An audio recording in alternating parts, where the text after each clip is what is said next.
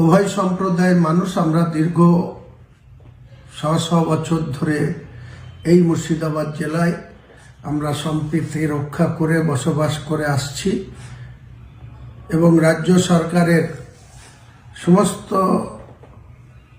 আধিকারিকদের সহযোগিতায় আমরা শান্তিপূর্ণভাবে এখানে বসবাস করে আসছি। আগামী দিনেও আমাদেরকে এখানে বসবাস করতে হবে। কাজে আমরা যেন কোনো সাম্প্রদায়িক সুশ্রুড়িকে উস্কানি না দিই বা কোনো একজন ব্যক্তির কথাই যেন আমরা কোনো সম্প্রীতি নষ্ট করার মতো কোনো কাজ না করি।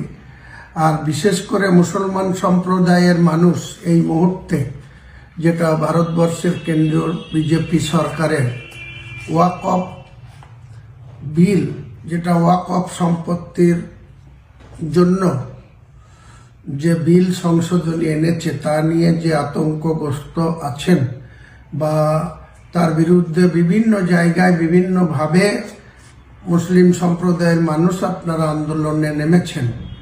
আমি আপনাদের সেই আন্দোলনকে, শান্তিপূর্ণ আন্দোলনকে সম্পূর্ণরূপে সমর্থন করি, আগামী দিনেও করব। সেই সঙ্গে আমি মহামান্য সুপ্রিম কোর্টে একটা রিভিউ পিটিশন দাখিল করেছি গতকালকে, যেটার ডি নম্বর 19667/2025। এই যে রিটের মেন কপি আমার হাতে রয়েছে। আমি গতকালকেই সুপ্রিম কোর্টে মুসলিম সম্প্রদায়ের পক্ষে রায় আনার জন্য বা এই জনস্বার্থ বিরোধী বা মুসলিম সম্প্রদায়ের সম্পদের উপরে যে লোভ লালসা কেন্দ্র সরকার রাখার চেষ্টা করছে সেটাকে রোখার জন্য সুপ্রিম কোর্টে মুসলিম সম্প্রদায়ের এই সম্পত্তি রক্ষার্থে আমি একটা রিভিউ পিটিশন দাখিল করেছি। গতকাল সেটা দাখিল হয়ে গিয়েছে, তার নাম্বারও আপনাদের এখানে দেওয়া আছে।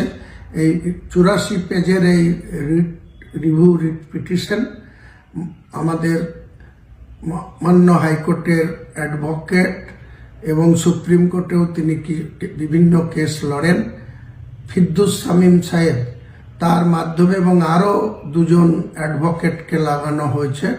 টোটাল 3 জন অ্যাডভোকেট আমার হয়ে এই রিট পিটিশনে সুপ্রিম কোর্টে হিয়ারিংয়ে অংশগ্রহণ করবে।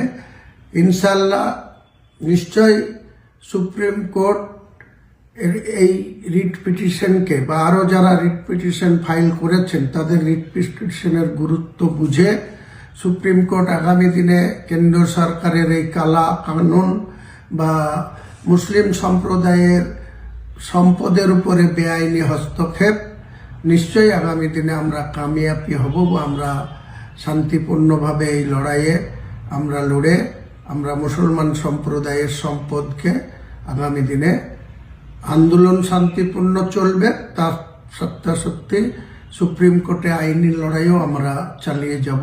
কাজে সমস্ত মুসলমান সম্প্রদায়ের মানুষকে আন্দোলন আপনারা শান্তিপূর্ণ রাখুন, শান্তিপূর্ণ জমায়েত করুন, শান্তিপূর্ণভাবে আন্দোলন করুন। আপনাদের আন্দোলনে যাতে অন্য ধর্মাবলম্বী মানুষ বা অমুসলিম ভাইয়েরা যাতে কোনো রকম দুঃখ না পায়, আঘাত না পায় বা তাদের কোনো ক্ষতি না হয়, সেটা অবশ্যই আপনারা গুরুত্ব দিয়ে দেখবেন।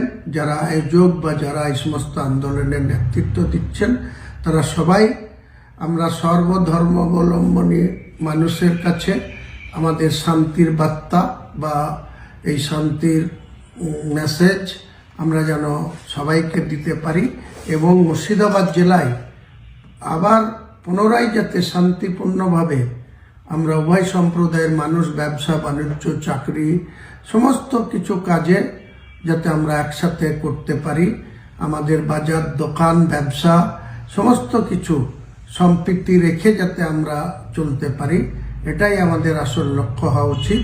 আমরা আইনত আমি মুসলমান সম্প্রদায়ের কাছে আপনাদের এই স্বার্থ রক্ষা করার জন্য আইনি লড়াই লড়ছি, তার সঙ্গে সঙ্গে শান্তিপূর্ণ আন্দোলন আমরা করব।